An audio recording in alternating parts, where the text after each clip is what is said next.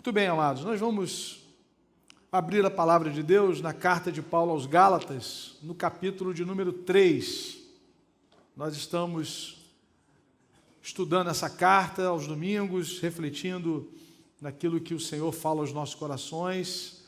No domingo passado, nós refletimos no capítulo 3, de 1 a 14. Nós falamos sobre prosseguindo no Evangelho, né?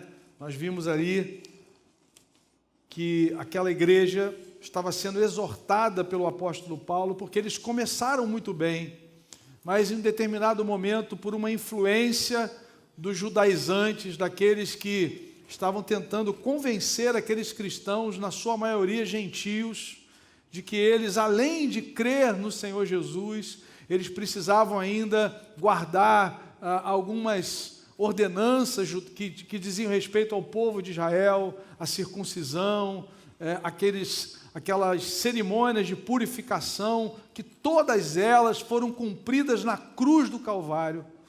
E Jesus, de uma maneira plena, pagou a nossa dívida, nos substituiu na cruz para sermos reconciliados com o Pai.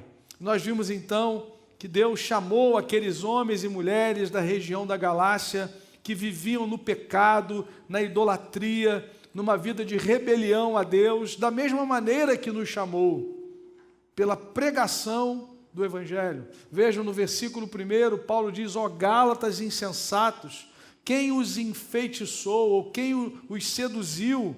Não foi diante dos seus olhos que Jesus Cristo foi exposto como crucificado? Quando aqueles irmãos ouviram a pregação do Evangelho, o teor, o coração da mensagem foi que Cristo foi crucificado. Esse era o tema dos apóstolos de Jesus. Se você ler as mensagens, as pregações registradas no livro de Atos dos Apóstolos, e entrando pelas cartas, as referências, as citações que são feitas, todas elas passam inevitavelmente pela cruz, porque é lá que a justiça de Deus é revelada pela fé. É ali, naquele lugar, que a santidade de Deus foi vindicada pela perfeita obra de Jesus, o Cordeiro sem máculas, sem defeito. O sangue de Jesus é suficiente para nos purificar de todo o pecado. E Paulo está dizendo: quem os seduziu? Quem os enfeitiçou? Vocês ouviram, e aí nos lembramos do que aconteceu lá no Éden, e Paulo vai citar aos Coríntios que o engano da sedução chegou aos ouvidos dos nossos primeiros pais, primeiro a Eva, né? De que abandonaram a simplicidade de Jesus Cristo. Toda vez que você ouviu uma mensagem que diz para você que crer em Jesus, reconhecê-lo como seu Salvador e Senhor, não é suficiente, tem cheiro de enxofre aí, querido. Tem cheiro de enxofre. Porque aquilo que Jesus fez em nosso lugar é suficiente. Ele salva totalmente. Nós cantamos nessa manhã, Hebreus capítulo 7, que Jesus é o autor da salvação. Louvado seja Deus. Cristo foi exposto diante dos nossos olhos como crucificado e como aquele que se tornou maldição em nosso lugar. Foi o último versículo que lemos na semana passada, para que a bênção de Abraão, que foi prometida a ele pelo próprio Deus e garantida pelo próprio Deus, se efetivou em Cristo Jesus. Verso 13, Cristo nos redimiu da maldição da lei. Qual era a maldição da lei? Se você quer viver por ela, você tem que cumprir toda a lei. Se você falhar num ponto, você é maldito. Ou seja, a lei nunca foi nos dada como instrumento de salvação. Quem entra por esse caminho vai ter dificuldade. Imagine o que é você, para ser aceito por Deus, para ser recebido, para ser justificado como filho de Deus e filho de Deus, depende de você guardar toda a lei. Qual é o resumo de toda a lei feita pelo Senhor? O resumo feito pelo Senhor Jesus. Jesus pega os 10 mandamentos e reduz aos 2. Os primeiros 4 mandamentos nos ensinam a amar a Deus acima de todas as coisas. Os outros 6 mandamentos foram resumidos em amar o teu próximo como a você mesmo. Qual de nós nascidos com uma inclinação para o mal, com um coração propenso para a desobediência, para a rebelião a Deus, qual de nós consegue o tempo todo amar a Deus acima de todas as coisas e o próximo como a nós mesmos? É só tomar uma fechada de uma moto no trânsito que você já percebe o velho homem querendo descer da cruz, né? Hoje pela manhã vinha para a igreja, tomei uma fechada no taxista e falei com o Fernando sabe até quem é, né? Porque o Fernando conhece todos os taxistas de Niterói, né? Falei, Fernando, quase que eu não chego à igreja, né? A pessoa jogou na minha frente, eu freiei, a família toda naquele suspense, né? Aquele suspiro mais pronunciado. Meu irmão, só a misericórdia do Senhor, né? Você tem que vir aqui agora para pregar, e foi um livramento, louvado seja Deus. Apesar das batalhas, nós estamos aqui para servir o Senhor. Acordei cedo, olhei uma mensagem, lá uma notificação, compra aprovada, não sei quantos reais, eu estava dormindo na hora que a compra foi aprovada, né? Falei, rapaz, louvado seja Deus, aleluia, né? Esse é o dia que o Senhor fez, nós vamos nos regozijar nele, aleluia. Bendito é o nome do Senhor. Então, meus irmãos, o que Paulo está fazendo aqui nessa carta é lembrar aqueles irmãos da suficiência da graça de Deus revelada em Cristo Jesus. Mas na sequência do capítulo 3, é o que nós vamos ler agora, nós nos deparamos com uma questão importante. Qual é o lugar, então, da lei de Deus na vida daqueles que foram alcançados pelo Evangelho? É o que nós vamos aprender nessa passagem. Nós vamos ver a lei de Deus e o Evangelho. A partir do versículo 15, nós vamos até o versículo 25. A palavra do Senhor nos diz assim: irmãos, humanamente falando, ninguém pode anular um testamento depois de ratificado, nem acrescentar-lhe algo. Assim também, as promessas foram feitas a Abraão e ao seu descendente. A Escritura não diz e aos seus descendentes, como se falando de muitos, mas ao seu descendente, dando a entender que se trata de um só, isto é, Cristo.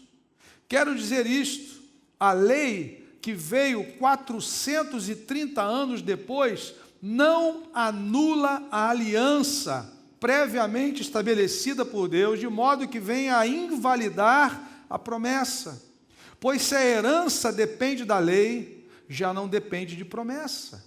Deus, porém, concedeu-a gratuitamente a Abraão mediante promessa. Qual era então o propósito da lei? Foi acrescentada por causa das transgressões, até que viesse o descendente a quem se referia a promessa, e foi promulgada por meio de anjos, pela mão de um mediador. Contudo, o mediador representa mais de um, Deus, porém, é um. Então, a lei opõe-se às promessas de Deus?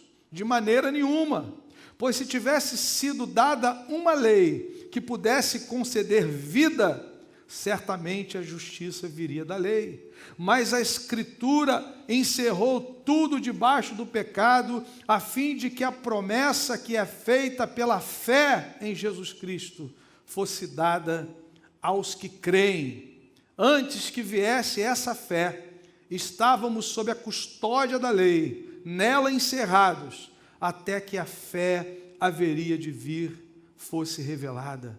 Assim, a lei foi o nosso tutor até Cristo, para que fôssemos justificados pela fé.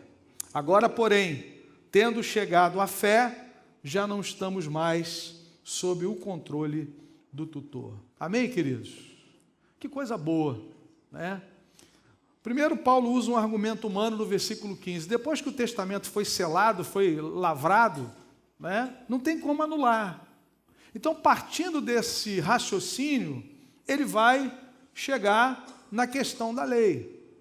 Paulo vai dizer o seguinte: olha, se numa questão humana, um testamento já foi escrito, selado, registrado, não pode ser anulado, a mesma coisa em relação às promessas de Deus. A lei veio 430 anos depois. Primeiro Deus promete justificar a descendência de Abraão pela fé no descendente que é Cristo.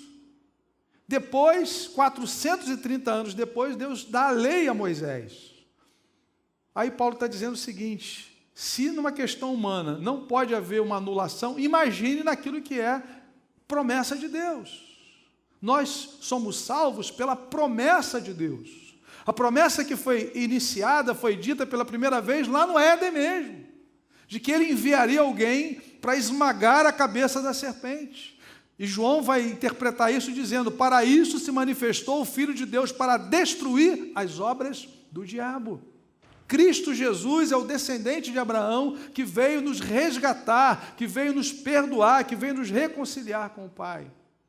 Então nós vamos pensar aqui, nessa manhã, sobre por que a lei de Deus, então. Qual é o lugar da lei de Deus na vida daqueles que creem no Evangelho? Em primeiro lugar, nós aprendemos aqui que a lei de Deus não anula a promessa de salvação. Nós vemos isso dos versículos 15 ao 18, Paulo vai ser enfático aqui, dizer que a lei não anula. Ele deixa claro nessa passagem que a promessa da bênção de Deus a Abraão foi feita antes da lei de Moisés, que foi dada 430 anos depois da promessa. E com a chegada da lei, a promessa ainda permanecia de pé, porque foi feita por Deus.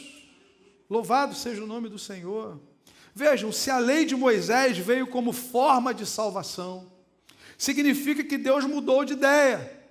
Ele teria decidido que não precisamos de um Salvador e que passaria a dar a sua bênção com base no desempenho e não na promessa. Seria um desespero, né? Porque você está sempre em dúvidas, você está sempre debaixo de medo. Será que eu consegui atingir a meta da semana? Será que esse mês eu fiz tantas orações como deveria? Será que eu jejuei no último ano tantas vezes como eu deveria? E você fica um joguete. Você fica sempre desconfiado. É isso que a lei faz. A lei, ela nos foi dada não como meio de salvação, amados irmãos. Abraão foi justificado ao crer na promessa e não na sua performance. Porque ele, de fato, era incapaz de cumprir aquilo que Deus prometeu a ele. Deus chama esse homem e diz para ele que vai abençoar a sua descendência, que vai lhe dar uma terra, um grande número de descendentes, e que a sua descendência vai abençoar todas as famílias da terra. Meu amigo, esse homem tem condição de fazer isso acontecer? Ele não tem. Primeiro, que ele tem a idade avançada. Segundo, que a mulher dele é estéril. Então, querido, Deus está dizendo que ele, Deus, é o único que pode cumprir as suas promessas. E ele é quem garante a sua aliança. Nós vamos ver daqui a pouco que isso aconteceu com Abraão. Então, a promessa de Deus, Abraão, é uma promessa de aliança. Foi o que Deus revelou quando perguntou a Abraão como ele receberia a terra por herança. Abra comigo em Gênesis capítulo 15. Deus tinha chamado ele no capítulo 12, o tempo vai passando e a promessa não se cumpriu. E aí no capítulo 15, verso 1, a palavra diz: depois dessas coisas, o Senhor falou a Abraão numa visão: não tenha medo, Abraão. Eu sou o seu escudo, grande será a sua recompensa. Mas Abraão perguntou: ó soberano Senhor, que me darás, se continuo sem filhos, e o herdeiro que possuo é Eliezer de Damasco? E acrescentou: tu não me deste filho algum, um servo da minha casa será o meu herdeiro. Veja o drama desse homem. Ele ouviu a promessa, ele creu na promessa, mas a coisa não está acontecendo. Qualquer coincidência é mera semelhança, né, irmão? Aí você faz o quê? Você continua olhando para o caráter de Deus. Você continua confiando no caráter de Deus. E Deus então vai falando com esse homem. No versículo 4, o Senhor deu-lhe a seguinte resposta: seu herdeiro não será esse. Um filho gerado por você mesmo será o seu herdeiro.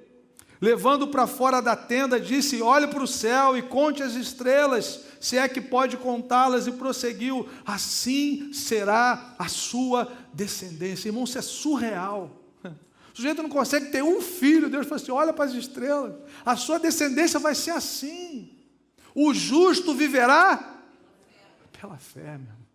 Não tem como. Não tem como ser pela lei, que veio 430 anos depois.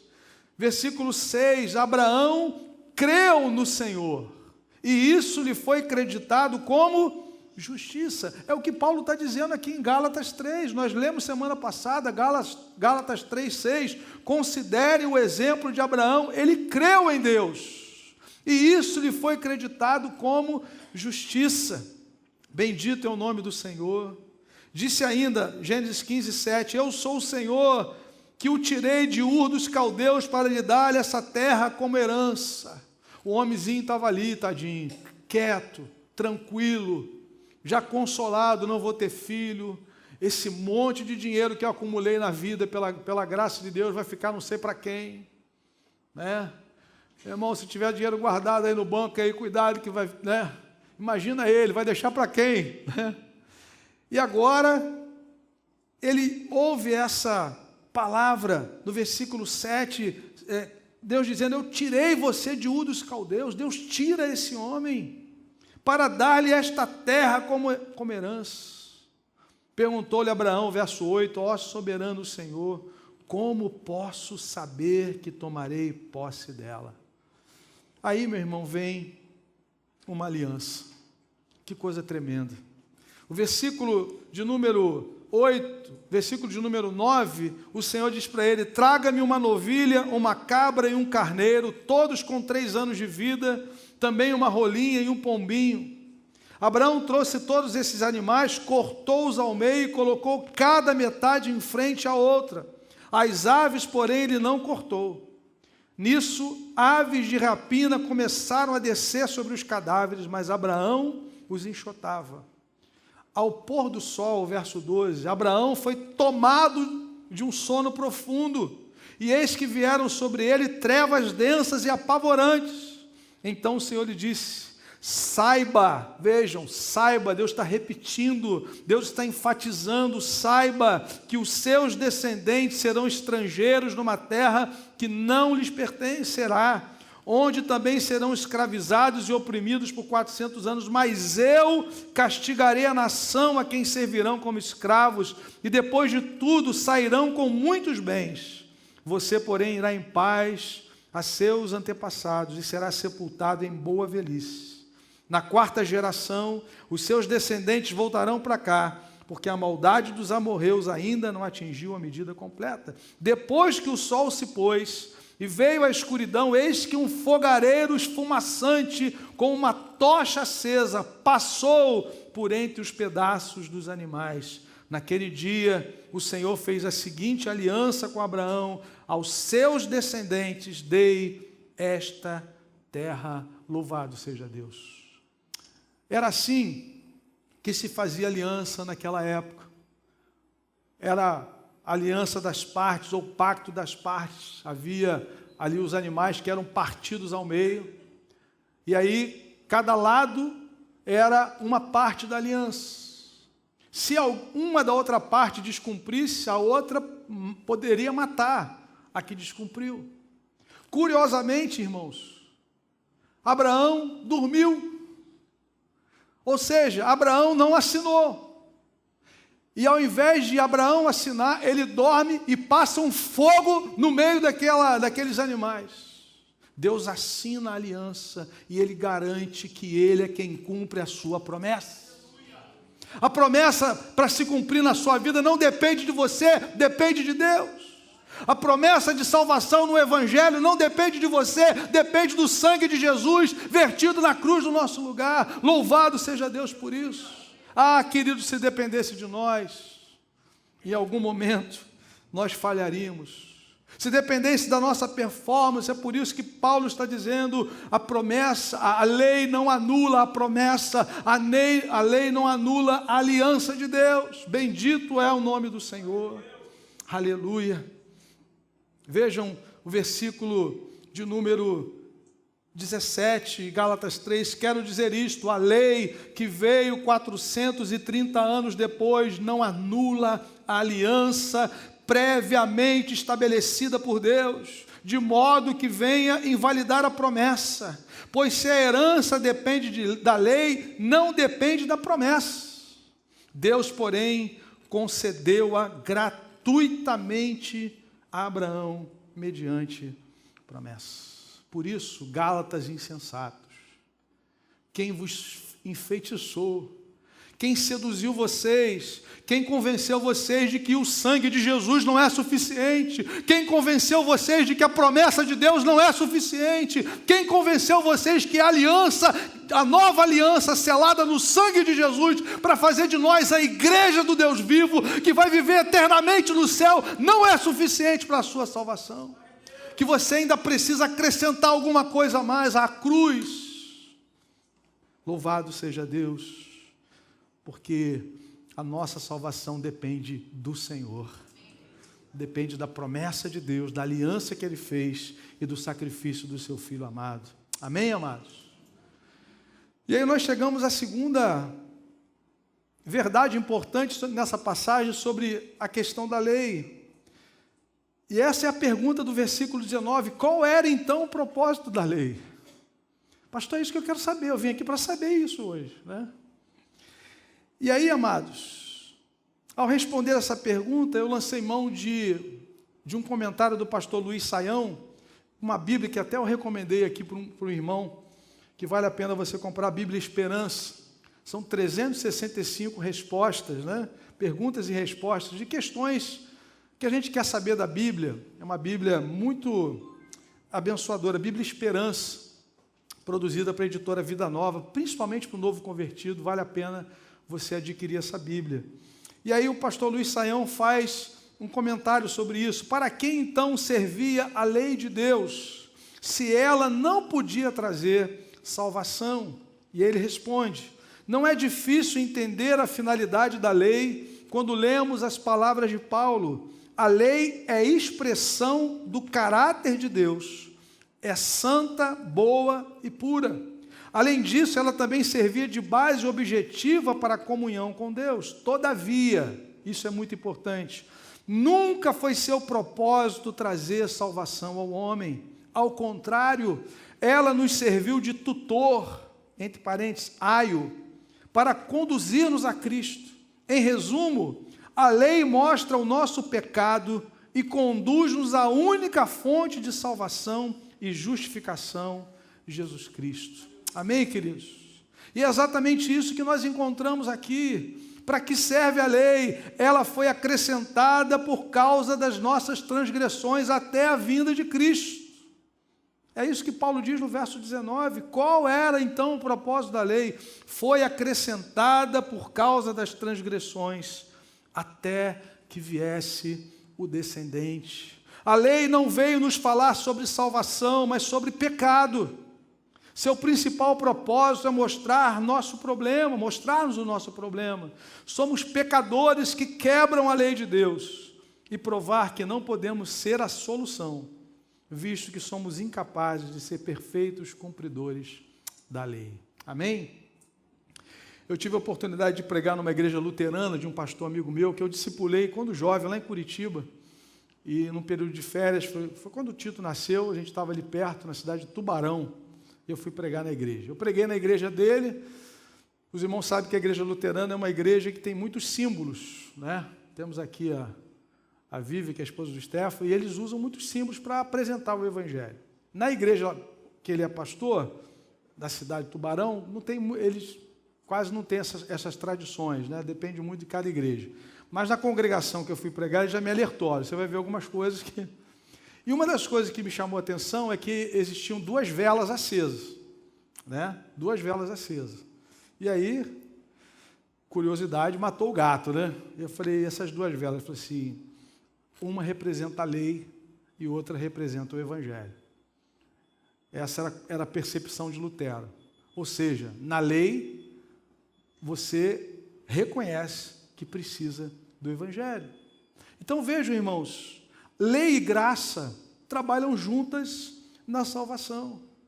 Sem essa consciência da nossa falência espiritual, que nos torna incapazes de cumprir a lei de Deus como meio de salvação, sem essa consciência, nós jamais nos renderíamos a Jesus. Esse foi o propósito da lei. Mostrar para nós o seguinte: você é transgressor, você é pecador. A lei foi dada como baliza para nós andarmos com um Deus que é santo. Por isso, todos aquele sistema sacrificial, cerimonial do Antigo Testamento, que era ineficaz. Se fosse suficiente, Deus não entregaria Jesus em nosso lugar. Aquilo era só para, durante os séculos, colocar na mente, imprimir na mente daquelas pessoas que eles precisavam de redenção, que precisavam de um Redentor que foi prometido lá na queda. E as gerações foram crescendo com isso. Imagine um menino judeu crescendo e vendo a cada dia um cordeiro sendo tirado ali do rebanho da família para ser sacrificado. Por que isso vai acontecer? Porque nós pecamos, e esse cordeiro morreu em nosso lugar. Mas na manhã seguinte, um outro foi sacrificado, e no mês seguinte, mais outros. Até que veio Cristo, até que veio o Cordeiro de Deus sem mácula, sem pecado, para morrer uma única vez, um único sacrifício, uma única oferta. Louvado seja Deus! E Ele obteve, diz Hebreus 7, eterna redenção. Louvado seja o nome do Senhor. Bendito é o nome do Senhor. Somente quando nós somos confrontados com a lei, que fala que nós somos incapazes, é que nós nos voltamos para Deus e nos rendemos a Ele, e agora obedecemos ao Senhor por gratidão e adoração, e não para recebermos a sua aprovação. Nós não somos aprovados pela obediência à lei, nós somos recebidos pela fé em Jesus e obedecemos em adoração, e obedecemos para a glória de Deus, como gratidão ao Senhor, em nome de Jesus.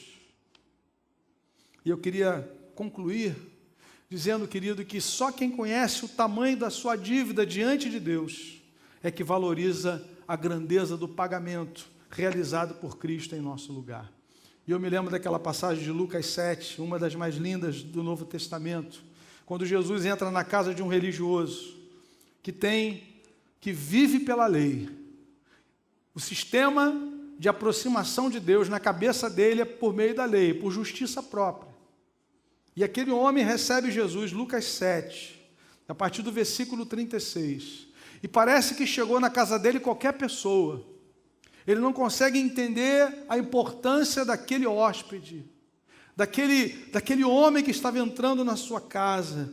Ele entra e, ao mesmo tempo que Jesus entra naquela casa e não recebe aquele tratamento, que era um tratamento mínimo, amistoso, de receber um hóspede, de trazer o óleo para ungir a cabeça, porque vinha do calor, água para lavar os pés, ou dar um beijo, uma saudação de carinho.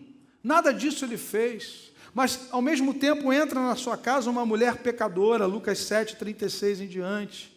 E aquela mulher começa a beijar os pés de Jesus, verso 38, se colocou atrás de Jesus a seus pés, chorando, começou a molhar-lhe os pés com as suas lágrimas, depois os enxugou com os seus cabelos, beijou-os, ungiu com perfume. Veja que tudo que ela faz aos pés de Jesus. Há um senso de indignidade, há um senso de pecado na sua vida, e há um senso também de urgência. Essa talvez seja a minha última oportunidade de ser perdoada por Ele, pelo Filho de Deus. Louvado seja Deus. Ao ver isso, verso 39, o fariseu, criado na lei, que aprendeu todo o regramento da lei, todas as ordenanças, todo o sistema sacrificial, cerimonial, que foi criado nessa lógica, equivocada, obviamente, porque a lei não foi dada nesse sentido, mas aí entra o legalismo, no decurso da história, que tira a essência da adoração dessas pessoas.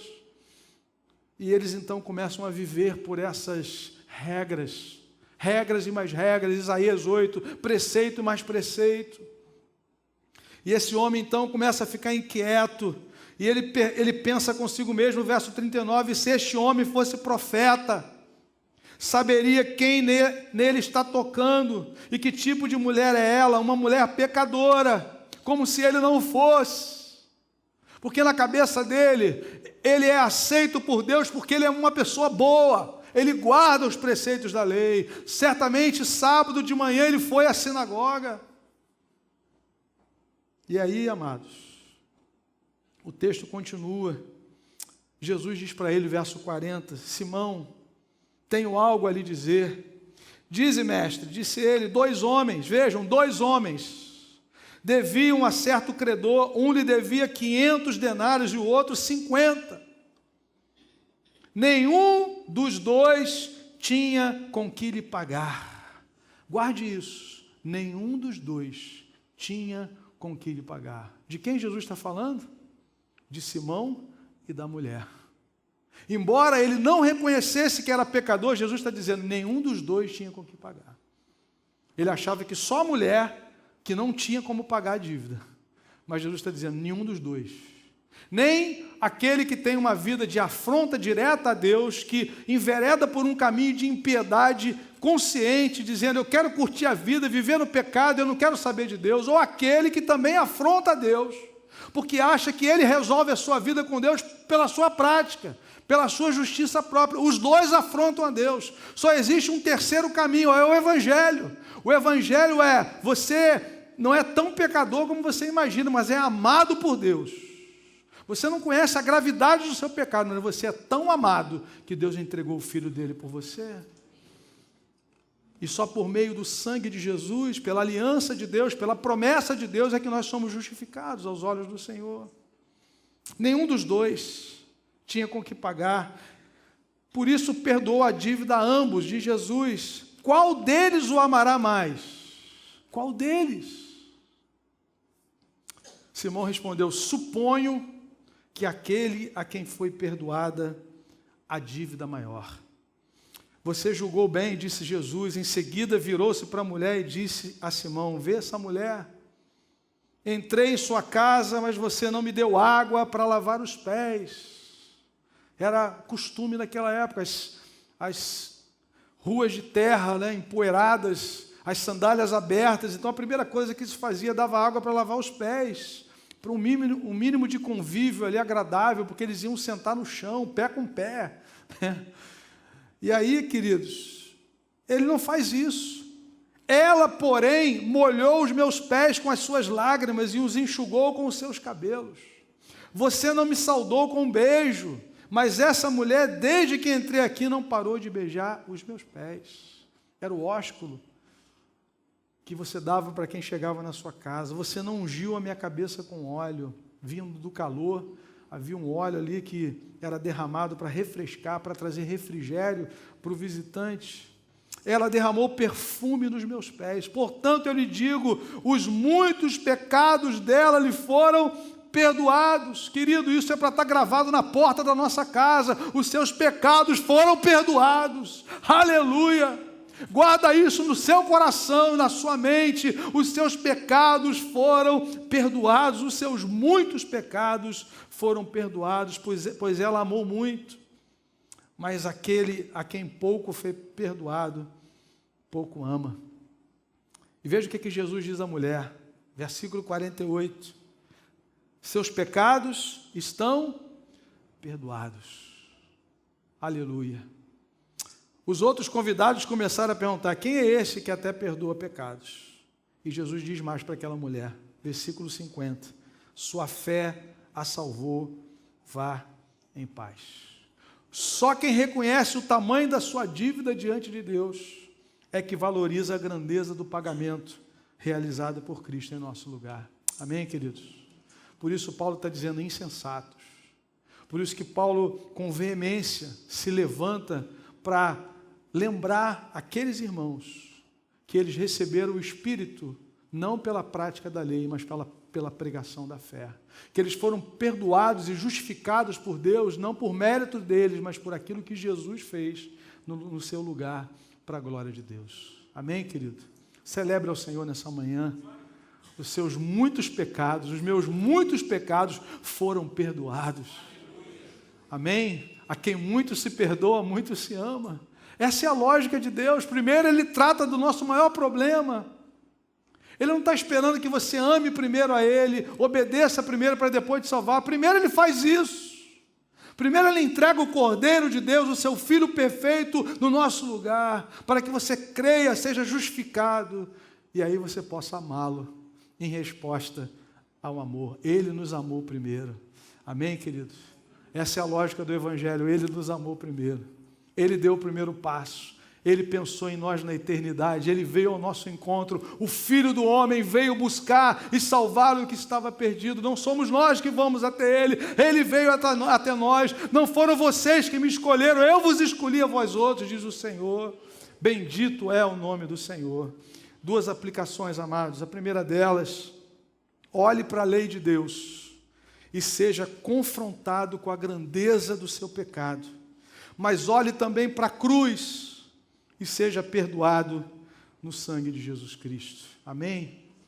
Lembra das duas velas? A lei não vai te justificar. Aquilo que você faz.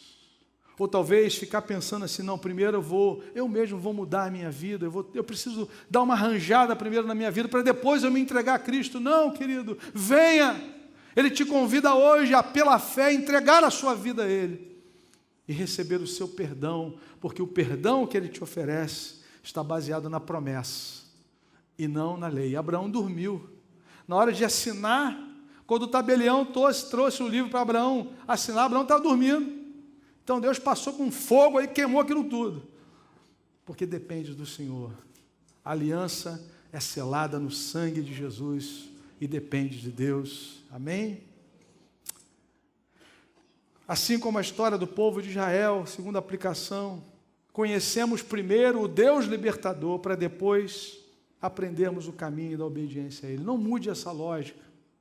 Olhe para a história de Israel. Primeiro vem o Êxodo. Primeiro tem Êxodo 12, 13, libertação, o mar se abrindo, depois vem a lei, bem depois. Primeiro vem o Evangelho, primeiro vem a promessa. A obediência é resposta àquilo que Deus fez. Por isso que Jesus diz, se me amais, guardareis os meus mandamentos. Mas nós só podemos amá-lo se nós reconhecemos o amor dele por nós. Como essa mulher, a quem muito se perdoa, muito se ama. No verso 21 de João 14, aquele que tem os meus mandamentos e os guarda, esse é o que me ama. Mas por que tem os mandamentos e os guarda? Porque foi regenerado pelo seu Espírito, primeiro. Porque o nosso coração é inclinado para o mal, o homem natural é inclinado para o pecado. Jesus diz, vós que sois maus, do nosso coração procede homicídio, adultério, avareza, maldade, ira, inveja, prostituição, tudo que é ruim está lá dentro. O que Deus faz? Coloca um stent, não resolve. Faz uma ponte, não, Ele muda o coração, dá um novo. Tirarei o coração de pedra, vou te dar um coração de carne, vou colocar em você o meu Espírito. O meu Espírito vai selar você. Você vai receber a minha vida, a vida de Deus. É isso que Jesus conquistou na cruz do Calvário. Não uma maquiagem, não um botox, mas uma nova vida. Regenerados, nascidos de novo, pelo lavar regenerador e renovador do Espírito Santo. É isso que acontece quando você crê no Evangelho. Essa foi a pergunta de Paulo em Gálatas 3. Vocês receberam o Espírito pela obra da lei ou pela pregação da fé? Quando vocês ouviram e creram, foram selados com o Santo Espírito de Deus. É isso que Ele quer fazer na sua vida hoje. E que você cresça, que você prossiga no Evangelho, que você prossiga crescendo, conhecendo ainda mais o Senhor, amando ainda mais ao Senhor, servindo ainda mais ao Senhor, não com a lógica da troca, mas pela obediência, por adoração, em nome de Jesus. Vamos orar, querido? Convido você a interceder nessa hora, em nome de Jesus.